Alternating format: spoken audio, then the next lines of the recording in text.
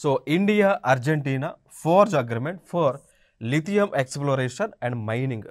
So సింపుల్గా మనం చెప్పాలి అంటే ఇక్కడ లిథియం అనేటువంటిది ఒక ఇంపార్టెంట్ మినరల్గా మనం చెప్పుకోవచ్చు. సో లిథియం అంట. So lithium okay. సో మనకి మెండలీఫ్ పీరియాడిక్ టేబుల్ చూసుకుంటే ఈ విధంగా ఉంటుంది. హైడ్రోజన్ తర్వాత హీలియం తర్వాత లిథియం ఉంటుంది. అటమిక్ నెంబర్స్ మనం చూసుకుంటే 1 2 3 ఉంటుంది. ఓకేనా. సో ఈ లిథియం అనేటువంటిది మనకి చాలా ఇంపార్టెంట్ అయినటువంటి ఒక మినరల్గా మనం చెప్పుకోవచ్చు. సో అయితే ఇటీవల మన భారతదేశంలో ఈ లిథియం అనేటువంటి ఒక మినరల్ కొన్ని ప్లేసెస్లో కనుగొనబడ్డాయి. ఫర్ ఎగ్జాంపుల్ మనం తీసుకుంటే జమ్మూ అండ్ కాశ్మీర్ ప్రాంతంలో దాదాపు 5 మెట్రిక్ టన్నుల మేర లిథియం యొక్క నిక్షేపాలు అనేటువంటివి బయటపడటం జరిగింది.